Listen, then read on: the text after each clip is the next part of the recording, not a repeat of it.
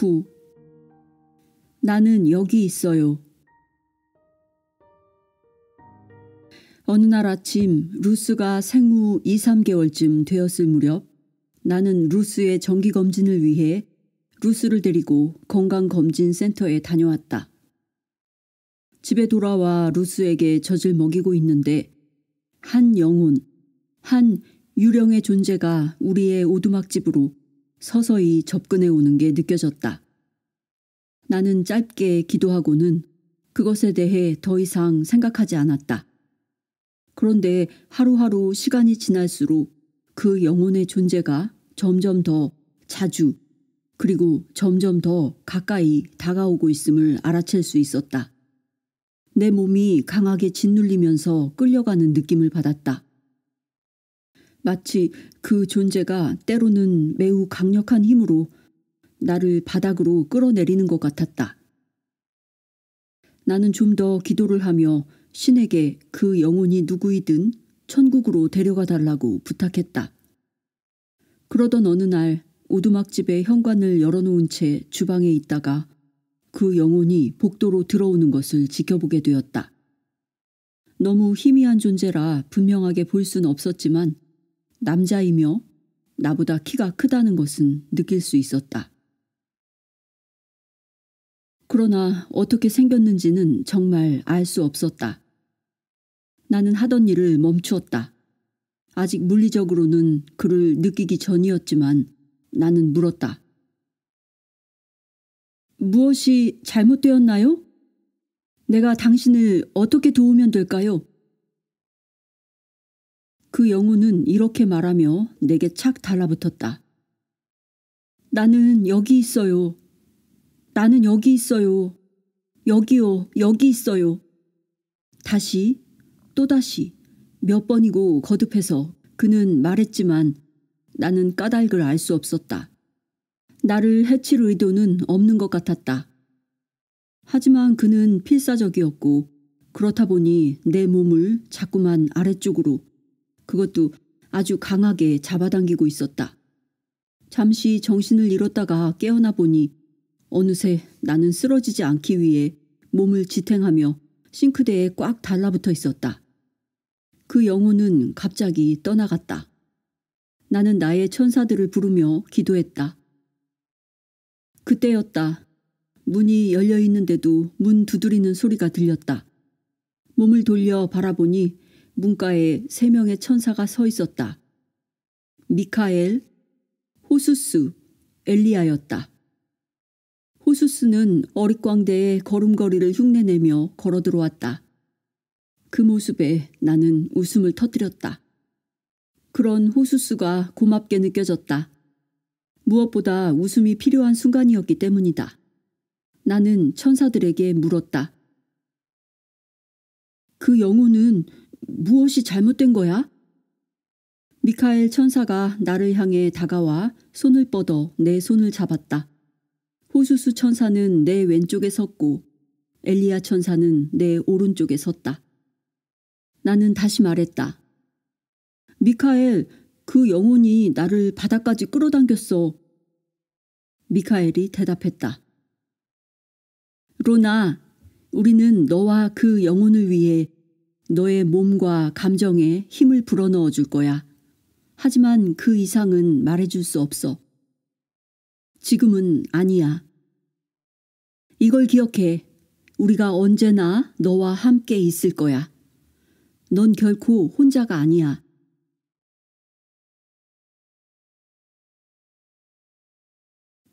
미카엘, 난 당신이 이런 식으로 할 때가 참 싫어. 왜 좀 더 쉽게 설명해 줄 수는 없는 거야? 미안해, 로나. 우리는 너에게 더 이상 말해줄 수 없어. 그렇게 되면 네가 그 영혼을 도와줄 수 없기 때문이야. 미카엘은 이 말을 끝으로 내 손에서 자신의 손을 거두었다. 그 영혼은 날마다 찾아왔다. 그게 아침이 될지 저녁이 될지는 전혀 알 수 없었다. 올 때마다 매번 그는 나를 바닥으로 잡아당기면서 절망에 찬 목소리로 울부짖었다. 나는 여기 있어요. 나는 여기 있어요. 여기요. 몇 달이 흐르면서 나는 점점 더 지쳐갔다. 조는 다시 양모 공장으로 일을 나가기 시작했고 내가 얼마나 지쳐 있는지 전혀 눈치채지 못하는 것 같았다. 양모 공장에 다니는 동안 조는 아주 건강했다. 하지만 내 눈에는 그를 둘러싼 회색빛이 점점 악화되어 가는 것이 자꾸만 보였다. 결국 나는 환영을 통해 그 영혼이 18살에서 21살 사이의 젊은 남자이며 이름은 피터이고 물속에 갇혀 빠져나오지 못하고 몸부림치고 있다는 것을 알게 되었다. 그는 손을 사용할 수 없는 것 같았다. 그는 어떤 것도 잡을 수가 없었다. 때로는 물이 진흙탕처럼 보이기도 했고 그의 위에 흙 받침대 같은 것이 있었다. 젊은 피터의 영혼은 버둥거리면서 잡아당기고 있었다. 그는 계속해서 시도하고 또 시도했다. 나는 여기 있어요. 나는 여기 있어요. 여기요. 그는 이 말을 다시 또다시 몇 번이고 거듭했다. 어쩌다 보니 내 몸이 그의 영혼과 한데 얽히게 되었고 그 결과 그가 살려고 발버둥 칠 때마다 내 몸으로 모든 것을 느낄 수 있었다. 또한 그의 모든 감정도 느껴졌다. 그는 자신이 발견되기를 원하고 있었다. 그는 집에 가기를 원했다. 그의 부모와 가족이 그가 어디에 있는지 알게 되기를 원했다. 나는 다만 신에게 기도할 뿐이었다. 그가 어디에 있든지 부디 발견될 수 있기를.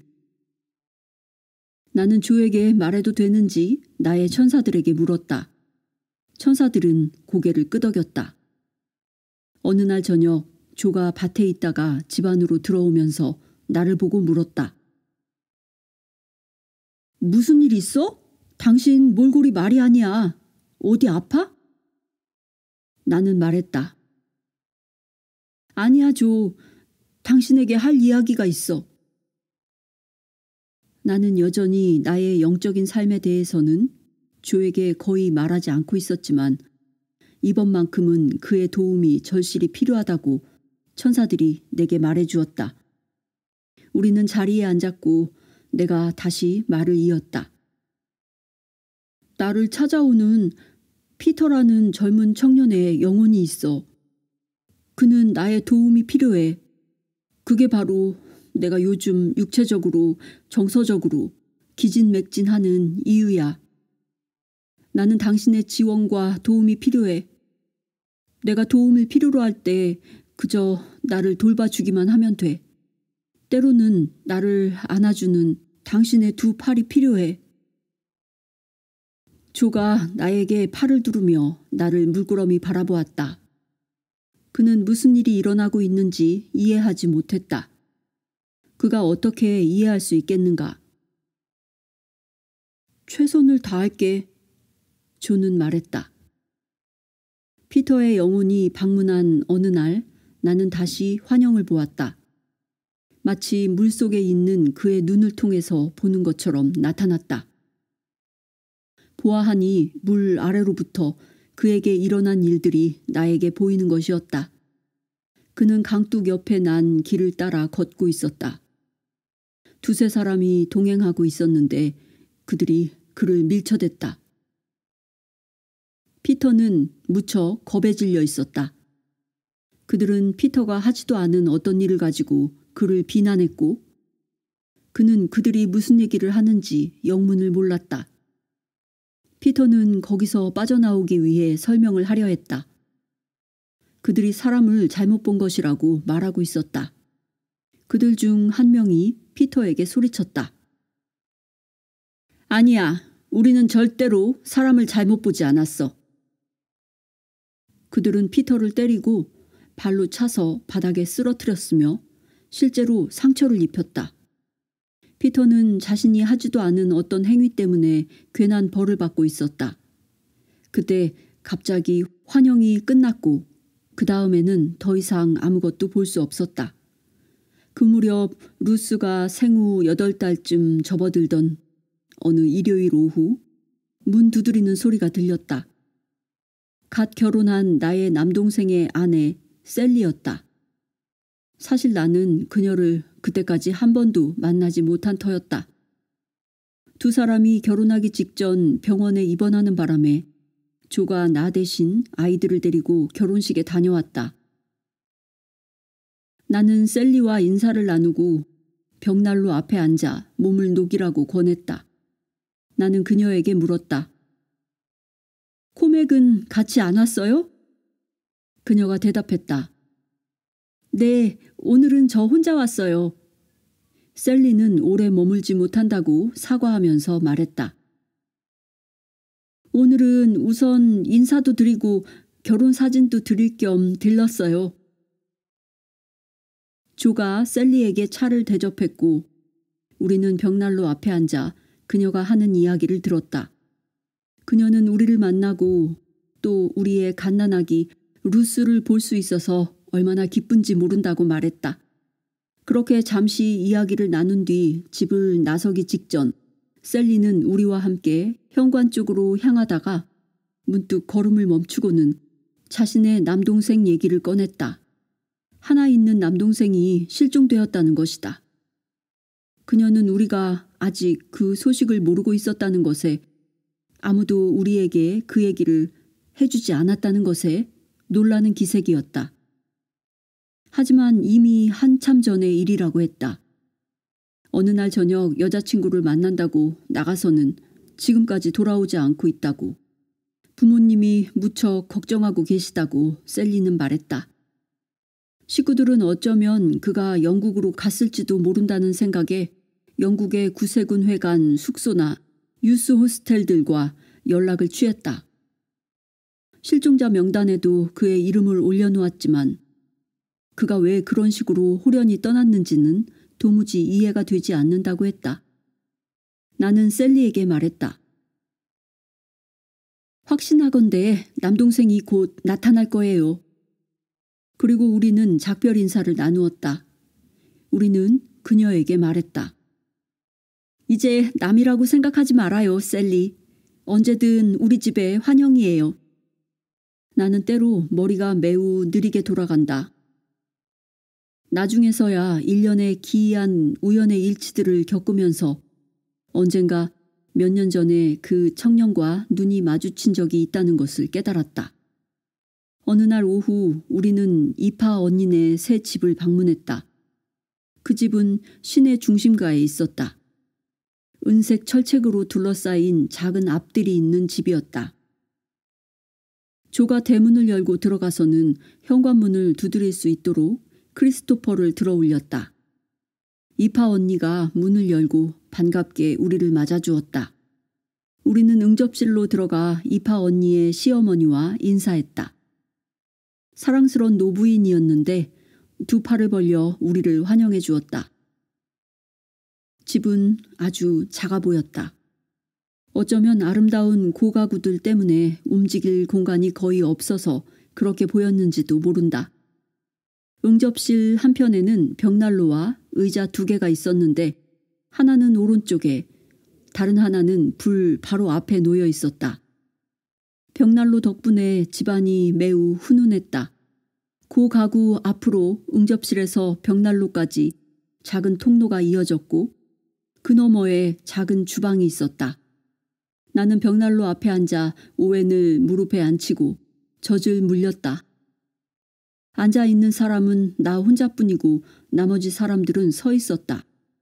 우리 가족과 이파 언니네 식구까지 7명만으로도 응접실과 작은 주방이 북적거렸다. 그때 문 두드리는 소리가 나고 몇 사람이 더 집 안으로 비집고 들어왔다. 나는 오웬에게 계속 젖을 먹이느라 누가 도착했는지 볼 수 없었다.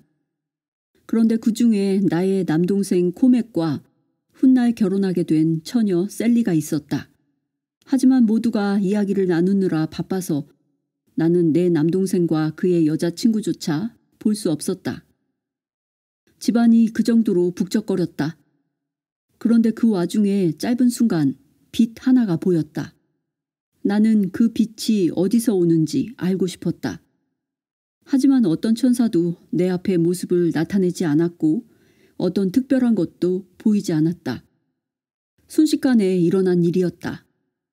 웃음소리와 두런두런 대화 나누는 소리가 계속 이어지다 보니 그곳에 있는 천사들과 이야기를 나누기가 어려웠다. 그래서 침묵 속에 그들과 소통해 보려고 시도했다. 하지만 아무런 반응이 없었다. 나는 두 번째로 위를 올려다보았고 서 있는 사람들 속에서 다시금 그 빛을 보았다. 마치 무리 안에 있는 누군가가 다른 사람들에 의해 절반쯤 가로막힌 상태에서 빛을 발하고 있는 것 같았다. 사람들은 조금 희미해진 듯했다. 모두가 머리를 왼쪽 혹은 오른쪽으로 약간 돌려서 나로 하여금 응접실 건너편을 볼 수 있도록 약간의 틈을 만들어주는 것 같았다. 나는 한 소년의 옆얼굴을 보았다. 내가 모르는 남자아이였다. 소년은 고개를 돌려 내가 앉아있는 방향을 쳐다보았다. 엷은 미소를 짓는 소년의 얼굴이 부드러운 빛으로 빛났다. 나도 미소를 보냈다. 소년의 눈이 반짝였고 나는 아주 잠깐만 그를 더 볼 수 있었다.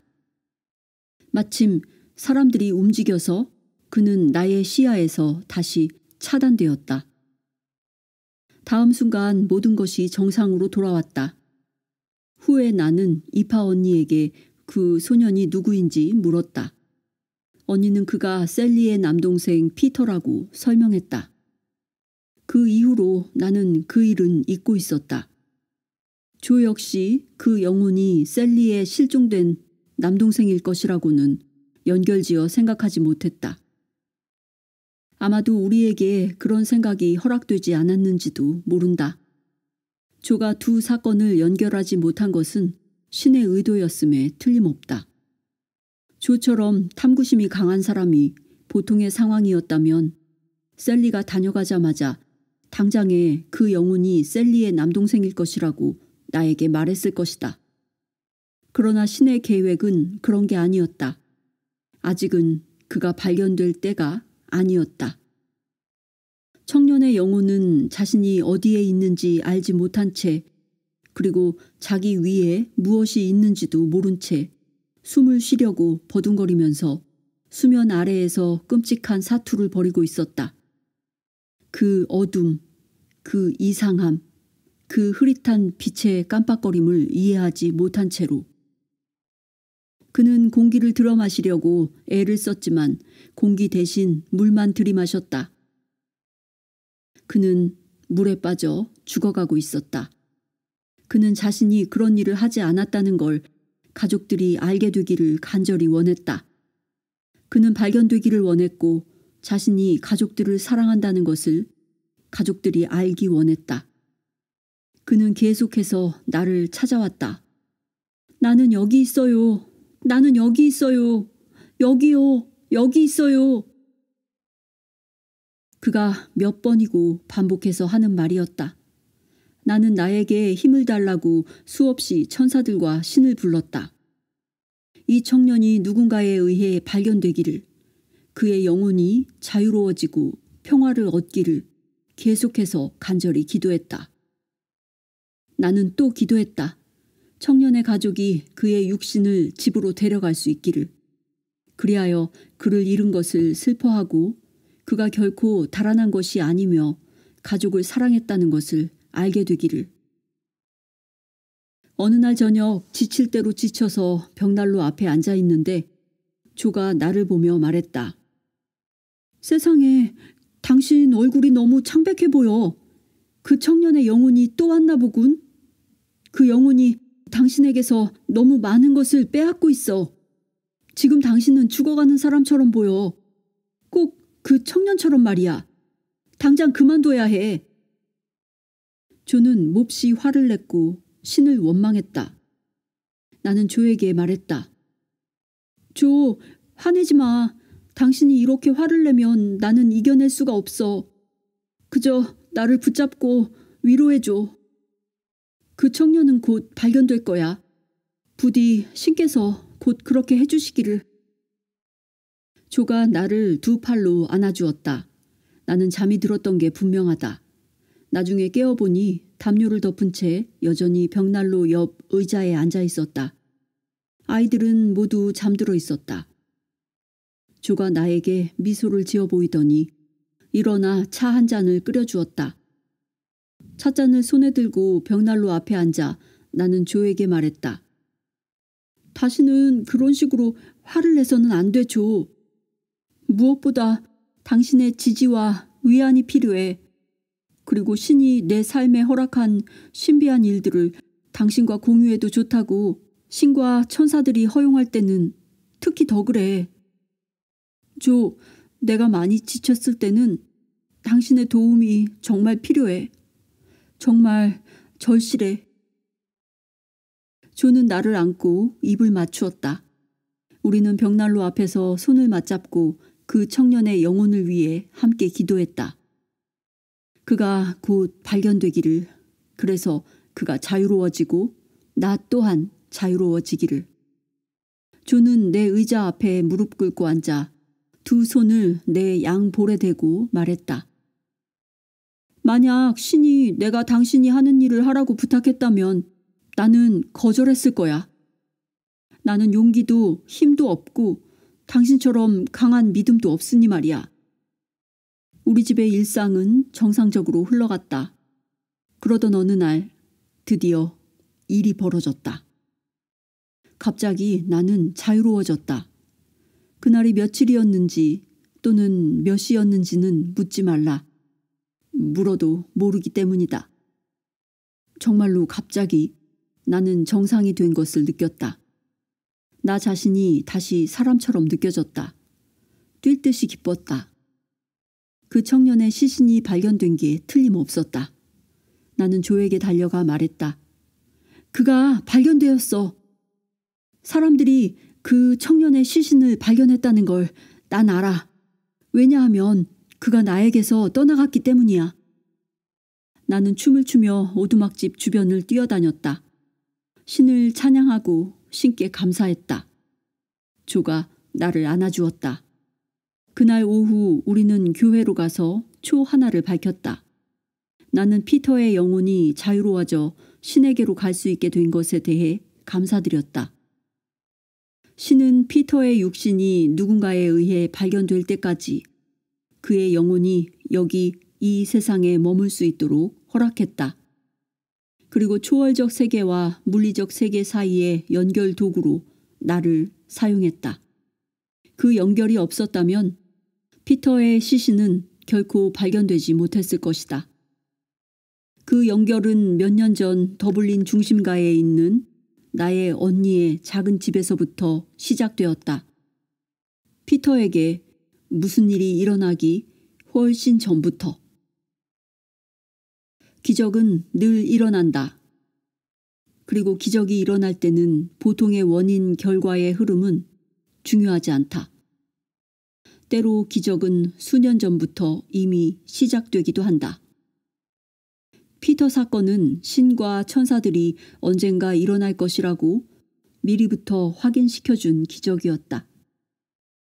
나는 피터의 수호천사를 안다. 그리고 그의 죽음에 연루된 사람들의 수호천사들 역시 오해에서 비롯된 잘못된 복수로 그 젊고 순진무구한 생명이 짓밟히는 것을 막기 위해 분명 최선을 다했을 것이다. 그러나 피터를 죽인 사람들은 저마다 천사의 말을 듣지 않았다. 그것이 나를 한없이 슬프게 했다. 피터는 무척 아름다운 영혼이었다. 육신이 발견되는 순간 그의 영혼은 천국으로 올라갔다. 그는 내가 기대하지 않았던 일을 해주었다. 자신의 누나를 내게 보내 자신이 발견될 사실을 알려준 것이다. 그가 나를 떠났음을 느낀 날로부터 며칠 뒤 셀리가 찾아왔다. 마치 헐레벌떡 뛰어온 것 같았다. 무척 상기된 얼굴로 허둥대고 있었다. 그녀는 남동생의 시신이 발견되었다는 사실을 왠지 우리에게 알려야 할 것 같았다고 말했다. 운하 제 방의 오목한 곳에서 두 팔이 뒤로 밧줄에 묶인 채 발견되었다고 한다. 그제야 나는 이 아름다운 영혼이 셀리의 남동생, 수년 전 나와 시선이 마주쳤던 그 소년이었다는 것을 깨달았다. 셀리는 슬퍼했지만 한편으로는 동생을 찾는 일이 끝났다는 것에 안도하고 있었다. 이제 그를 편히 쉬게 할 수 있었다. 내 앞에 서서 이 모든 이야기를 들려주는 셀리의 얼굴에서 나는 문득 피터의 영혼을 보았다. 그는 자신의 누나를 우리에게 급히 보내 자신이 발견되었다는 사실을 전하게 한 것이다. 그녀는 자신도 알지 못하는 힘에 이끌려 우리에게 달려왔다. 그것이 나에게 고마움을 전하는 피터의 방식이었다. 그녀는 피터와 나 사이의 영적인 메신저였다. 셀리는 그날 이후로 나를 만나러 일부러 찾아온 적은 없었다.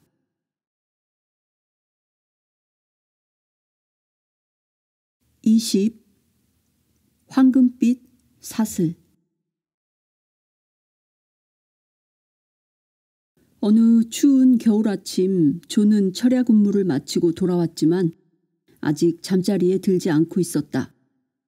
그는 아이들에게 엄마에게 잠깐 쉴 시간을 주자고 말하고는 아이들을 데리고 운하로 오리들을 구경하러 갔다. 두 아들과 어린 딸 루스가 그토록 빨리 준비하기는 처음이었다. 아이들은 쏜살같이 코트를 걸치고 모자를 쓰더니 눈 깜짝할 사이에 밖으로 달려나갔다. 조와 아이들이 나가자마자 순간적으로 나의 부모님의 환영이 나타났다. 두 분이 서서 대화하는 모습이 보였다.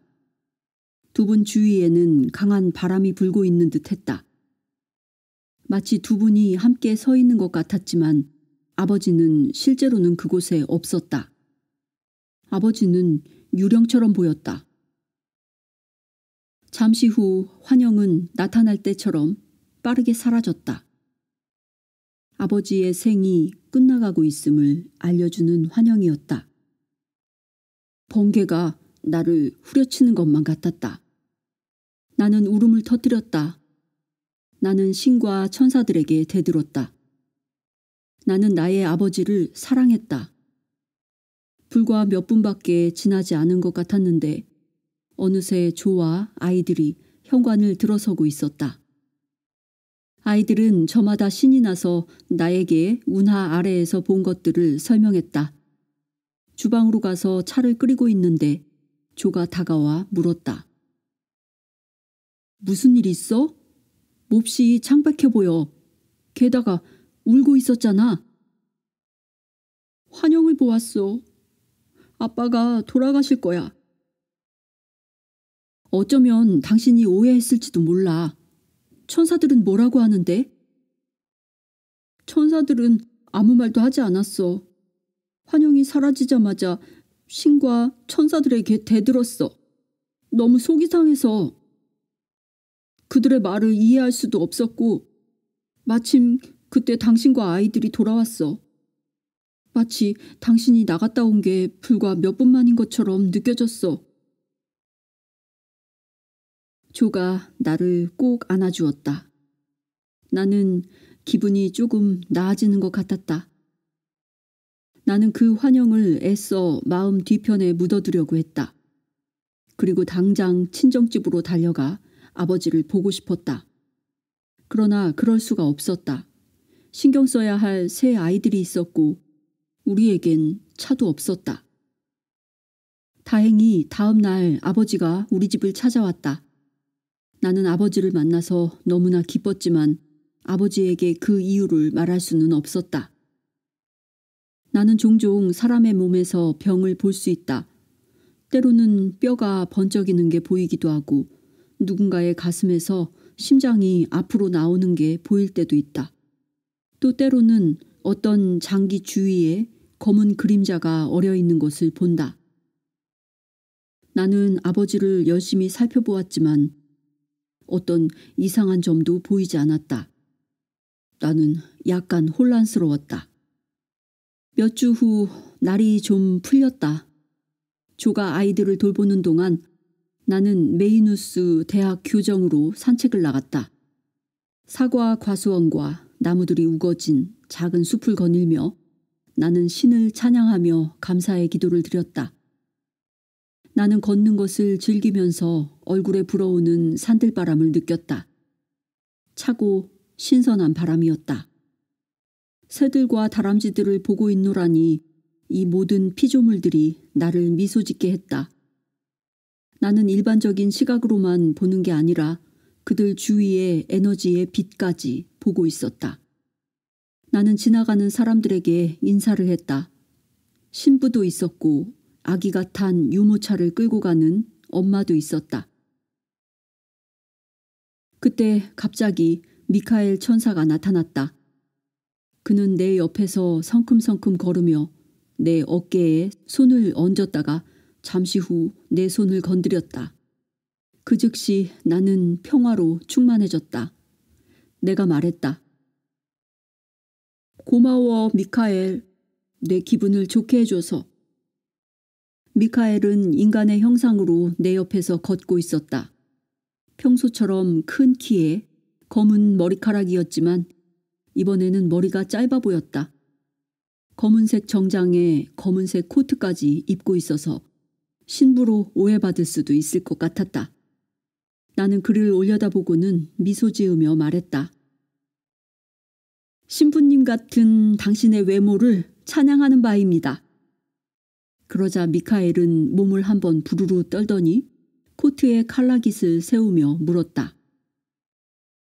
이건 어때 보여? 우리는 둘 다 웃었다. 몇몇 신부들이 손에 기도책을 들고 지나가면서 인사를 했다. 미카엘은 담례로 고개를 끄덕였다. 그러고 보니 지금 생각해도 미소를 짓게 되는 이웃이 있다. 잘 아는 사이는 아니었는데 그녀는 그날 내가 친구와 산책하는 것을 보았다고 했다. 나는 우리 가족 말고는 누구와도 산책을 한 적이 없었다. 그녀가 본 것은 미카엘 천사였다. 그날만이 아니라 분명히 나 혼자였는데 내가 누군가와 함께 걸어가는 것을 보았다고 말하는 사람들이 셋이나 더 있었다. 그들은 인간의 모습을 한 천사와 함께 있던 나를 본 것이다.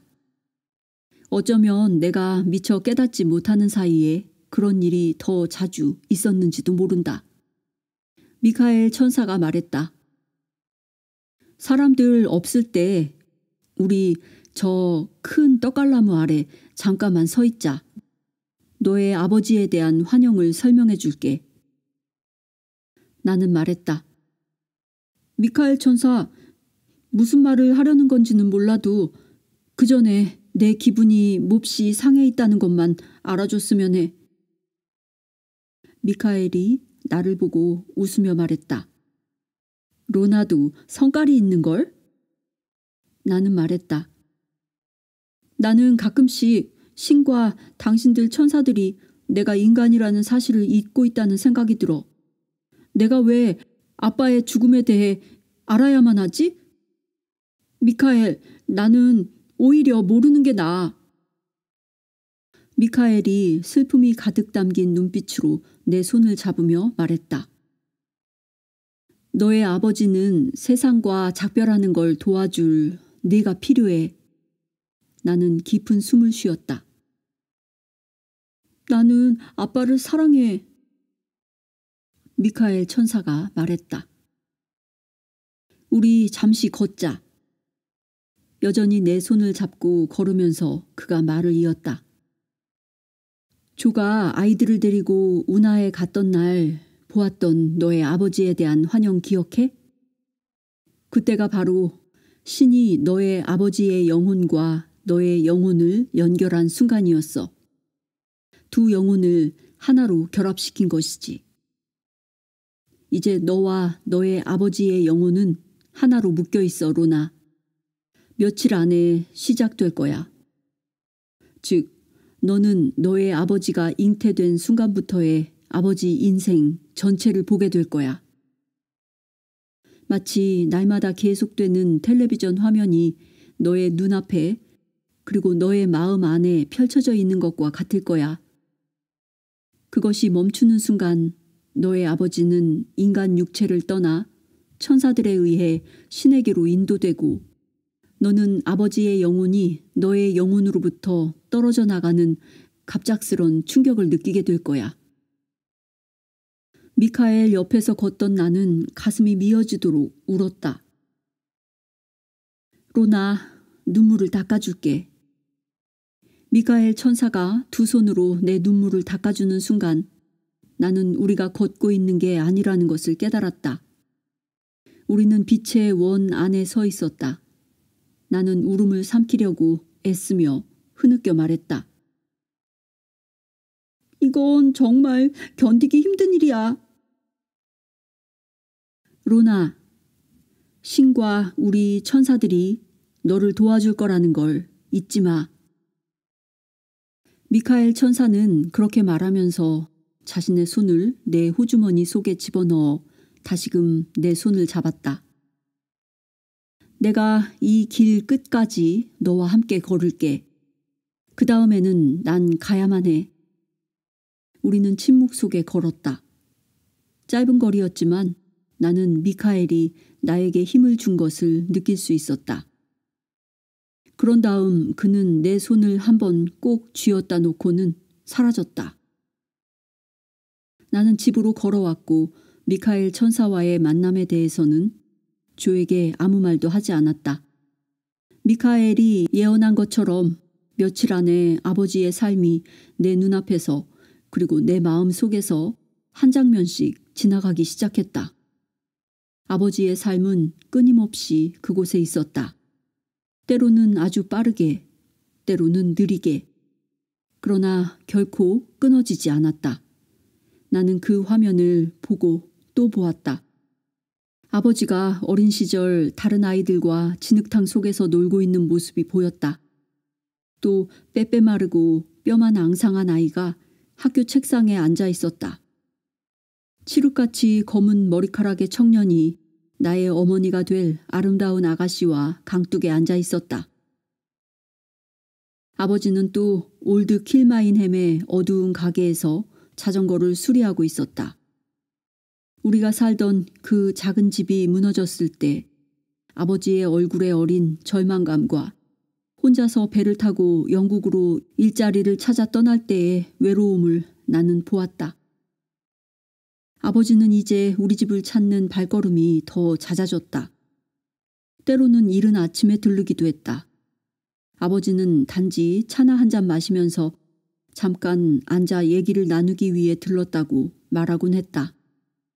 나는 아버지에게 내가 아는 것을 말하고 싶었지만 어떻게 그럴 수 있겠는가? 누군가에게 그가 곧 이 세상을 떠나게 될 것이라고 그가 세상과 작별하는 것을 돕기 위해 우리의 영혼이 연결되어 있다고 말할 수는 없다. 그건 너무 무서운 일이다. 우리는 아직 영적으로 충분히 진화하지 않았다. 아버지는 이제 신을 알아가고 있었다. 최근 몇 해 동안 영적으로 아주 많이 성장한 터였다. 여러 해 전 아버지가 나에게 한 말을 나는 여전히 기억한다. 내가 신을 발견하는데 왜 이렇게 오래 걸렸지? 아버지는 신의 존재에 매혹되었고 아버지의 영혼이 성장해 가는 것을 보는 것은 경이로운 일이었다. 아버지는 인간 세상에서 영적인 세계로 옮겨가는 신에게로의 여행을 이미 시작했다. 이것은 우리의 종교나 신에 대한 믿음에 상관없이 우리 모두가 해야만 하는 여행이다. 우리 중 누군가에게는 이 여행이 짧을 것이고 또 누군가에게는 훨씬 더 길 수도 있다. 몇 년 혹은 한 생애가 걸릴 수도 있다. 아버지가 우리 집에 자주 들르던 어느 날 아버지는 다가오는 월요일 더블린에서 열리는 거듭난 그리스도교인 가족 기도 모임에 우리를 한 가족으로 초대했다. 조와 나 둘 다 좋다고 했고 아버지는 우리를 데리러 오겠다고 했다. 그날 저녁 늦이기 우리는 운하 뚝을 따라 산책을 나갔다. 아이들은 앞에서 뛰어가며 놀았기 때문에 나는 혼자서 천사들과 함께 있을 시간이 생겼다. 안녕, 천사들. 인사를 건네며 나는 웃었다. 천사들이 나를 간지리고 머리카락을 잡아당겨 따끔거리게 했기 때문이다. 나는 천사들에게 물었다. 우리가 이 기도 모임에 가기까지 왜 그토록 오래 걸렸는지 말해줄 수 있느냐고. 언젠가 어머니 집에서 만난 더블린의 거듭난 그리스도교인 기도 모임 소속의 신부가 어머니에게 우리를 데리고 오라고 초대한 그날로부터 몇 년이 흐른 것이다. 천사들은 내게 한 목소리로 말했다. 이것을 기억해, 로나. 너는 아버지와 매우 영적인 무언가를 나누고 있잖아. 아버지는 지금 내면에서 너와 이 기도 모임을 함께 하는 것이 필요하다고 느끼고 있어. 지금이 바로 그때야. 오웬이 나를 불렀다. 엄마! 그 순간 빛의 번쩍임과 함께 천사들은 사라졌다. 내가 다가가자 두 사내 아이는 미소를 지으며 나란히 서 있고 루스는 유모차 안에서 잠들어 있었다. 두 아이의 얼굴 표정으로 보아 무언가 본 것이 분명했다. 내가 말했다. 아무 말도 하면 안 돼. 크리스토퍼가 대답했다. 하지 않을게. 우리는 오리들에게 먹이를 던져주며 즐겁게 하루를 보냈다. 그런 다음 집으로 향했다. 일요일 오전 어머니와 아버지가 12시 15분 전에 우리 오두막집에 도착했다. 차 뒷좌석에 앉아 더블린으로 가는 길에 나는 아버지를 지켜보면서 가슴이 미어졌다. 가는 동안 내내 아버지를 에워싸고 있는 황금빛이 보였다. 그 성당을 나는 기억한다. 규모는 대성당에 가까웠다. 그러나 구체적으로 그곳이 어떤 모습이었는지는 실제로 그다지 많이 기억나지 않는다. 이미 여러 가족들이 와 있었으며 아이들이 뛰어다니고 음식이 있었다. 나는 매우 가벼워짐을 느꼈다. 나를 데리고 다니는 천사들을 느낄 수가 있었으며 마치 최면 상태라도 된 것 같았다. 마치 바깥에서 안을 들여다보는 기분이랄까? 나는 아버지가 나를 향해 걸어오는 것을 지켜보았다. 아버지는 말했다. 어서 와라. 기도 모임이 곧 시작될 거야. 아버지는 앞장서서 걸어가 앞에서 두 번째 열에 앉으셨다. 그 옆에 빈자리가 하나 있었다. 아버지가 나를 위해 남겨둔 자리라는 걸 알았지만 천사들은 다른 계획을 가지고 있었다. 세 번째 열에 앉은 한 남자가 자리를 옮겨 앉으며 나더러 자기 옆에 앉으라고 했다. 나는 그렇게 했다. 그 의자는 그 줄에 있는 다른 의자들로부터 한 발 정도 떨어져 있었기 때문에 나는 아버지를 잘 볼 수 있었다. 기도와 함께 모임이 시작되었고 모든 사람이 찬송가를 부르기 시작했다. 아버지도 다른 사람들처럼 의자에서 일어나 서 있었다. 그 순간 나는 이것이 바로 아버지와 함께 나눠야 할 것임을 알았다. 기도하는 아버지를 보는 것이. 나는 내 주위 모든 곳에 있는 천사들의 힘을 느낄 수 있었다. 그 순간 내 눈앞에 형상화되어 나타나기 시작한 것을 어떻게 묘사해야 할지 모르겠다. 그것은 너무도 아름답고 너무도 순수한 것이었다. 내게는 더 이상 사람들의 노랫소리가 들리지 않았다. 아버지는 점점 더 밝아지기 시작했다. 마침내 아버지는 황금빛으로 타올랐고 더욱더 광채가 났다. 아버지의 인간 육체는 그곳 성당 앞줄에 서 있었으며 아버지 위쪽 1m 높이에는 아버지의 수호천사가 공중에 떠 있었다. 나는 아버지의 영혼이 육체를 빠져나와 올라가는 것을 보고 몹시 놀랐다. 전에도 이런 식으로 다른 영혼들이 나타나는 것을 본 적이 있지만 이 사람은 나의 아버지였다. 아버지의 영혼은 아버지의 육신의 형태 그대로였다. 그것은 빛으로 이루어져 있고 마치 황금빛 망토로 감싸여 있는 것 같았다. 그것은 수호 천사와 함께 위쪽으로 올라가면서 사람 크기보다 4배나 큰 밝고 거대한 빛의 존재가 되었다. 그것은 계속해서 희미하게 반짝이며 부드럽게 움직이고 있었다. 그때 아버지의 영혼이 방향을 돌려 멀리서 나를 바라보았다. 아버지는 미소를 지으며 아래에 있는 나에게 사랑을 보내고 있었다. 나는 그 사랑을 느낄 수 있었다. 아버지의 영혼에 매달려 있는 황금빛 사슬 같은 것을 본 것은 그때였다. 그것은 위에서부터 아버지의 머리로 들어가서는 아버지의 인간 육체 전체를 감싸고 있었다. 놀랍게도 아버지의 육체로부터 나온 이 황금빛 사슬의 또 다른 부분이 공중을 통과해 천천히 나를 향해 이동하는 것을 나는 보았다. 천사들이 내 머리를 숙여주어서 나는 이 황금빛 사슬이 어떻게 내 몸으로 내 가슴 한가운데로 들어오는지 볼 수 있었다. 그 사슬은 아버지의 영혼과 나의 영혼을 하나로 연결해 주었다. 천사들이 다시 내 머리를 세워주었고 나는 아버지의 영혼이 조심스럽게 자신의 육체로 들어가는 것을 지켜보았다. 대개 한 사람의 영혼은 육체의 영역 안에 꼭 맞게 들어가 있다. 그러나 아버지의 영혼은 남은 생애의 짧은 시간 동안 자신의 육체 안으로 완전히 들어가지 않고 부분적으로는 바깥에, 부분적으로는 머리 위쪽에 머물러 있었다. 아버지의 영혼이 아버지의 인간으로서의 삶에 대해 큰 연민과 애정을 가지고 있음을 알 수 있었다. 누군가 뒤에서 내 어깨를 두드리며 자리에 앉아달라고 부탁했다. 그제야 나는 아버지는 물론 모든 사람들이 자리에 앉아 있는데 나만 아직도 서 있었다는 것을 깨달았다. 다시 인간으로 돌아온 것을 느끼기 시작한 나는 깊은 숨을 들이쉬었다. 문득 나의 모든 천사들의 손길이 느껴졌다. 나는 말없이 그들에게 고마움을 전했다. 나는 슬펐지만 또한 기쁨으로 충만했다.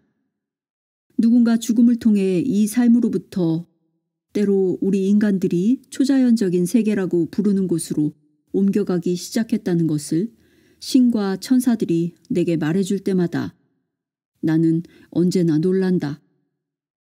그 누군가는 내가 몇 년 전 우연히 만났거나 다른 누군가를 통해 듣기만 한 사람일 수도 있고 혹은 세상에 잘 알려진 사람일 수도 있다. 다른 인간 존재가 그들의 삶과 믿음을 바꾸는 것을 보면 나도 모르게 미소를 짓게 된다. 그렇게 믿음을 바꾸는 순간 우리는 우리 자신이 거듭남의 여행을 시작했다는 사실을 전혀 깨닫지 못하는 것 같다. 신을 알기까지 왜 이렇게 오래 걸렸는지 모르겠다고 하던 아버지의 말씀을 나는 늘 기억한다.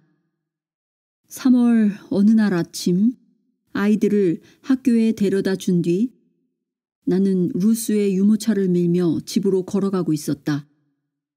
우리 오두막집 대문 쪽으로 몸을 돌리는 순간 현관 계단에 앉아있는 것은 다름 아닌 미카엘 천사였다. 나는 문을 열며 기뻐서 소리쳤다. 미카엘 천사, 당신 지금 태양처럼 빛이 나. 내 말이 끝나자마자 미카엘이 내 옆에 와서 섰다. 잘 지냈어, 로나? 루스가 잠에서 깨렸는지 뒤척이기 시작했다. 미카엘은 손가락을 입술에 대며 눈부신 미소를 지었다. 그러더니 오른손 손가락 끝으로 루스의 뺨을 만지자 빗줄기가 나오면서 루스의 눈이 서서히 감기기 시작했다. 루스는 이내 다시 잠이 들었다. 미카엘이 손을 치우자 내 아기의 에너지가 미카엘의 에너지와 하나로 연결되어 있는 것을 볼 수 있었다.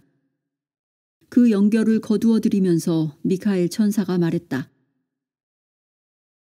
로나, 너의 아버지가 이 세상을 떠날 시간이 점점 가까워 오고 있어. 나는 말했다. 알아, 미카엘.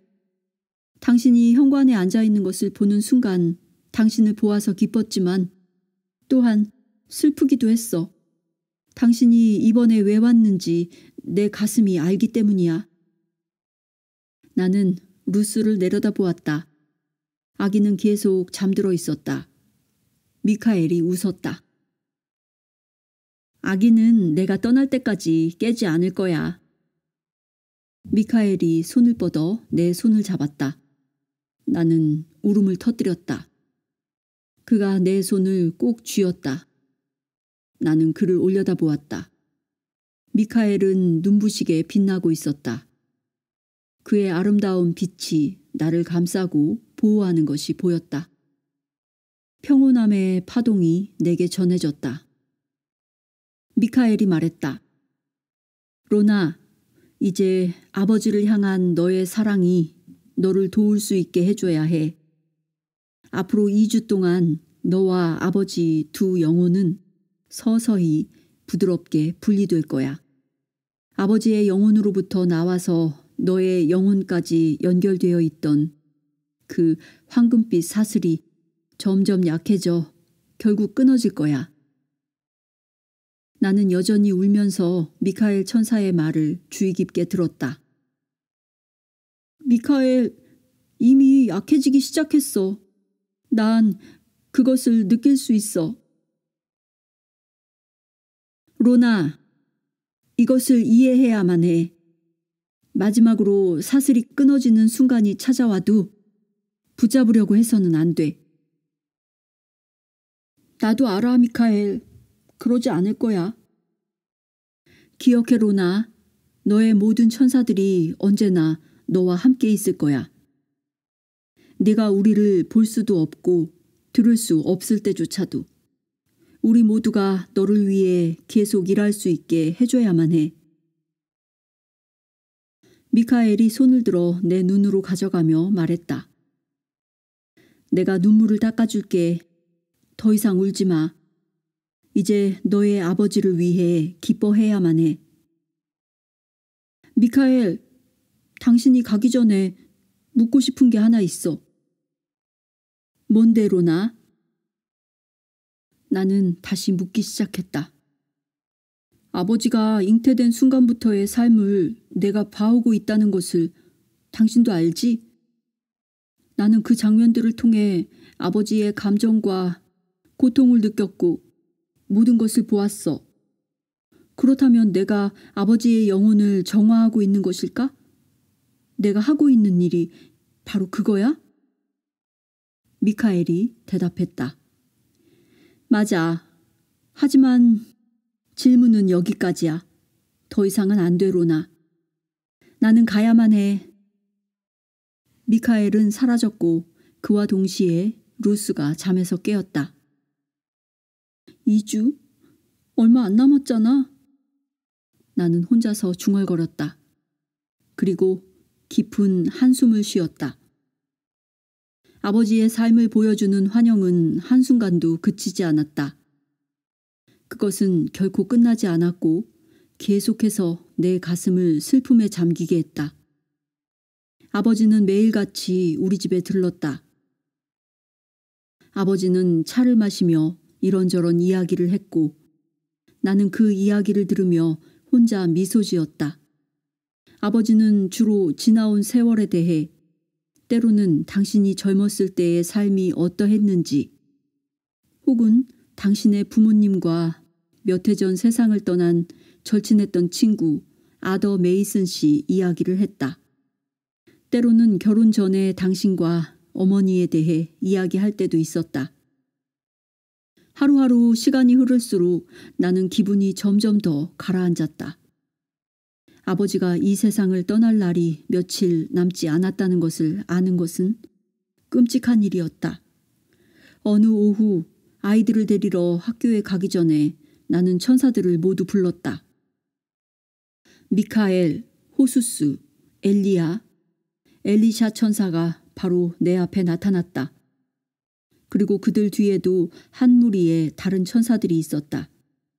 나는 천사들의 사랑에 감싸였다. 그것이 내게 아버지의 영혼을 보내드리고 붙잡지 않을 힘과 용기를 주었다. 천사들이 부드럽게 말했다. 넌 혼자가 아니야, 로나.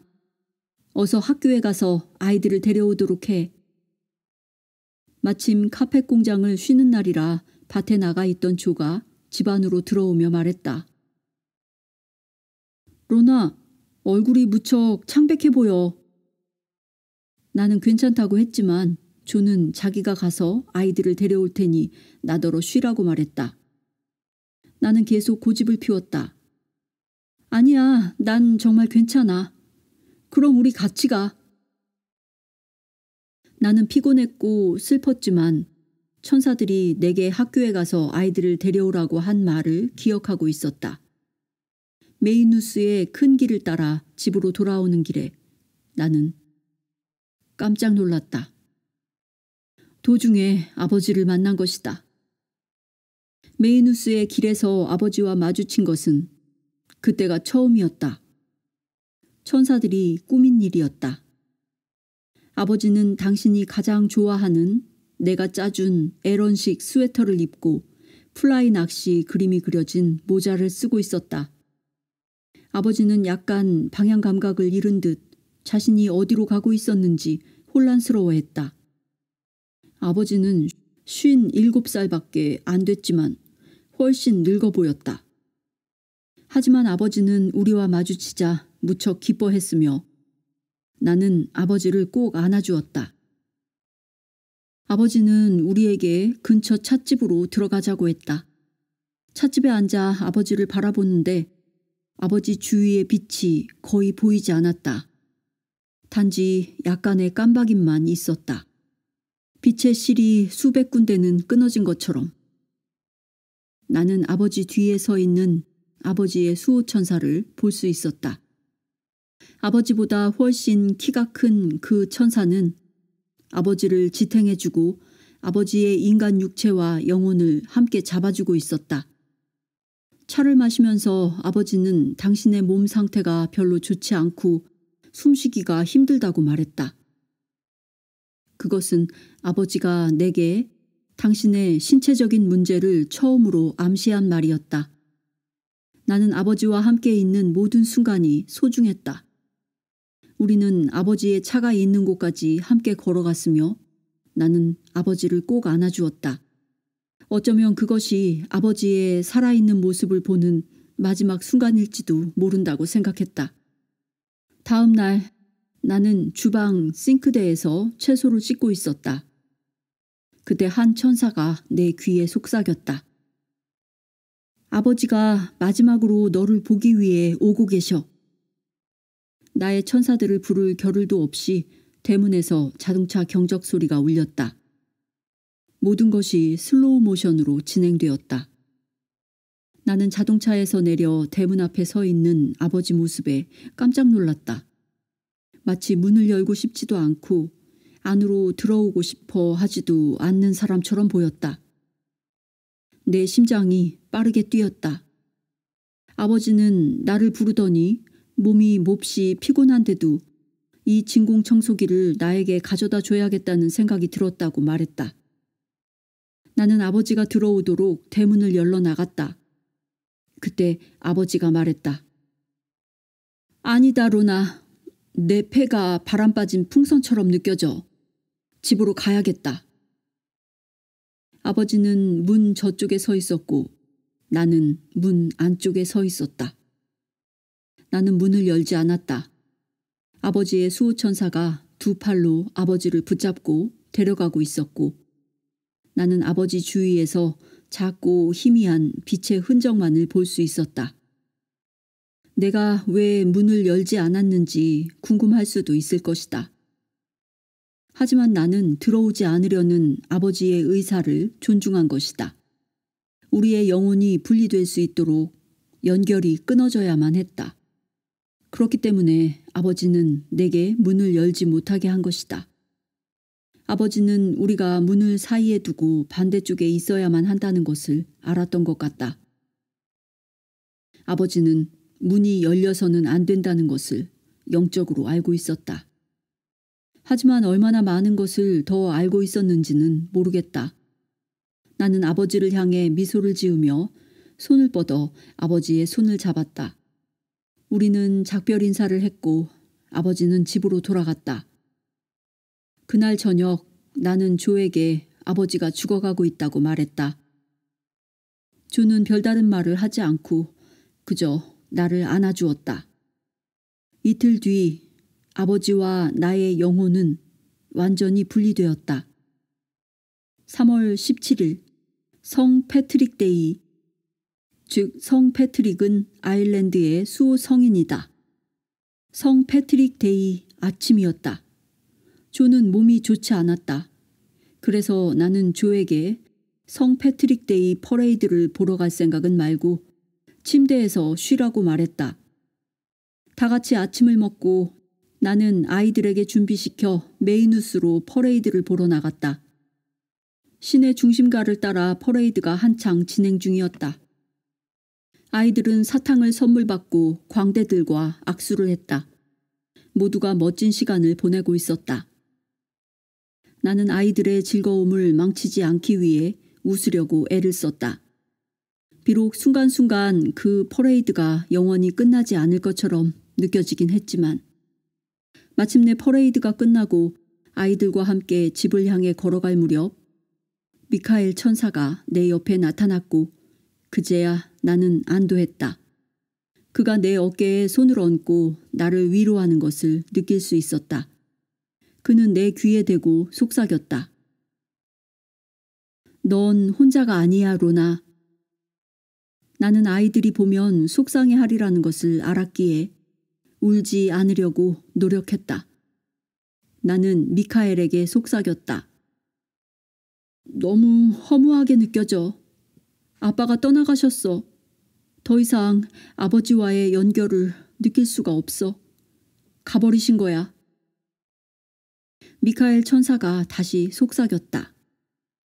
아버지는 훗날 영의 모습으로 너에게 찾아올 거야. 오래 머물지는 않더라도 너와 아버지가 함께 공유하는 것을 기억해야 해. 너의 영혼과 아버지의 영혼 사이의 연결, 동반자 관계를. 나도 알아, 미카엘. 하지만 지금 한 사람의 인간으로서 나는 정말로 상처받고 있어. 미카엘 천사는 말없이 나와 함께 걸었다. 두 아이는 내 앞에서 달려갔고 루스는 작은 다리가 지쳐 유모차 안에 앉아 있었다. 오두막집 대문을 얼마 남겨두지 않은 곳에 이르러 미카엘이 살며시 내 손을 잡았다. 로나, 너도 알겠지만 네가 신과 너의 천사들과 가지고 있는 연결은 결코 깨어질 수가 없어. 나는 걸음을 멈추고 나의 천사를 바라보았다. 미카엘, 고마워. 내게는 그 말이 필요했어. 바로 그때 자동차 한 대가 도로를 달려오고 있었다. 미카엘은 이내 사라졌다. 집에 들어온 지 반 시간도 채 지나지 않았을 때 남동생 코맥이 자동차를 몰고 도착했다. 창밖을 내다보자 코맥이 대문 앞에 서 있었다. 나는 미소를 지었다. 남동생도 대문을 열지 않았기 때문이다. 코맥은 내가 문을 열어줄 때까지 기다렸다.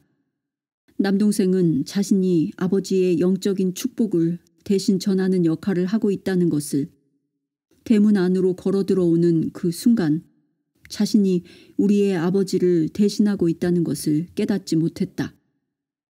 한 줄기 빛이 짧은 순간 나타났고 나는 아버지가 나에게 감사하다고 말하고 있음을 알았다. 나는 말했다. 코맥, 나는 알아. 아빠가 떠나셨지? 코맥이 말했다. 아빠가 돌아가셨다는 걸 누나한테 알리러 왔어. 나는 말했다. 들어와서 차 마시고 가. 1시간쯤 뒤 우리 모두는 어머니를 보러 갔다.